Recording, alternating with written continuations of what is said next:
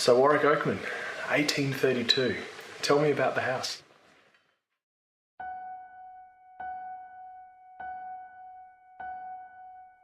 Newtown Park was built in 1832 as an addition to an Indian bungalow, and it was complete by 1832 for Captain Charles Swanston, who was the director of the Derwent Bank.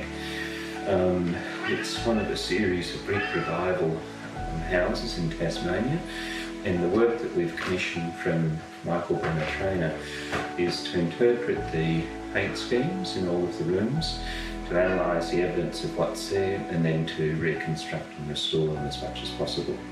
So the plan is to essentially make the house the way that it looked in 1832. Is that You can never do that. Yeah. But if there's sufficient evidence, and the evidence of what's there is complete, and you have the right person, the right tradesperson with the right set of skills, then and there's no later layers which are of greater significance and intention. So some of the main things that Michael's been doing, can you let us know about? There's three skills which we've used with the place that we have a complete set of evidence, which is really interesting, is graining and paint finishing. So in the back half of the hall it was conceived as a gallery, a top-dip gallery, and that's cedar grained, and so we had the evidence of that. We've left the layers of evidence underneath the present graining, so it's another layer on top. And then there's a large drawing room which has also got graining, and then a smaller room which leads off it, so both those rooms should match. And then there's the flat oil on the walls, which have got painted frames to them, which have got classical motifs in the corners, which are also gilded, which is repeated in the ceiling, which is early because it's pre-gold rush. And so you have the gold leaf work as well.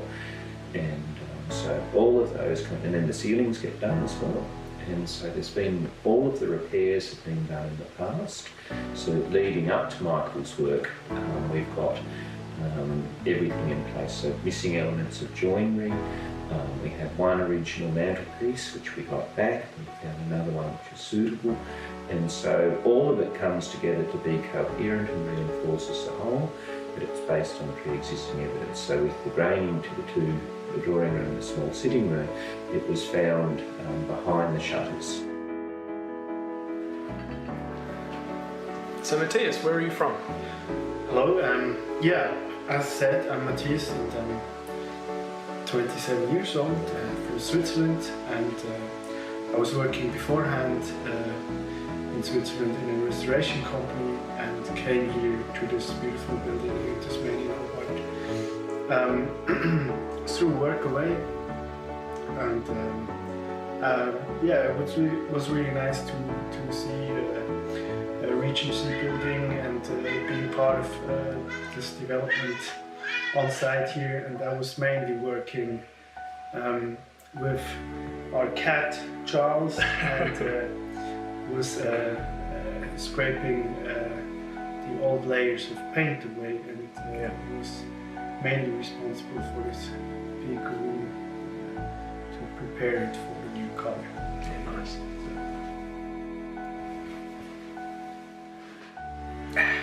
So, Michael Bremer-Trainor, thank you for joining me. I've watched your work since coming into the house. It's been amazing to watch. You've done the graining and the walls and the gilding, which has been definitely a personal favourite of mine. But can you please explain a little bit about the process, some of the finer detail that actually goes into something like gilding?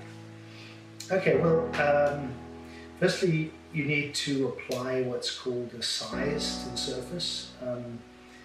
In this case, it's made from linseed oil and has a certain drying time. So once you've applied it, you need to wait normally 24 hours, and at which point it's dry, but it's still tacky. And then you apply the gold leaf to that using what's called a gilder's tip, which is a small flat brush with squirrel hair. With that, you're able to remove the gold, a single leaf from the hook or half a leaf, and apply it to the surface. And then the gold will stick only to where you've applied the size. and then the remainder can be removed with a soft brush, again probably a squirrel hair brush, a mop or something, and collected in a paper hat. And it leaves this amazing, beautiful design. Exactly. Yeah, on top of the end thing. Yeah. Beautiful.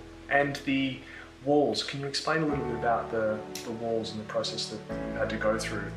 Well, in this instance, what we've done is we've used a combination of dry scraping and acetone to remove the more recent layers of paint, and progressively back and back until we reach the plaster, and then we've got a progression of all the different paint layers through history, back to 1832 in this case, and we can see what the original scheme was in each instance.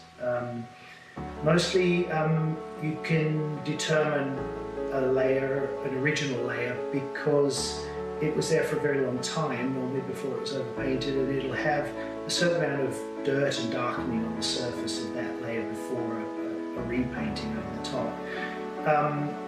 And then using a certain amount of discretion, you can match that colour by eye, using pigments and stainers into a base colour paint. In this case we're using an oil-based paint, which would have been used at that time, which the original was, and match that and then apply it pretty much as normal decorating. Thank you very much for explaining that. That's wonderful. Thanks for your time.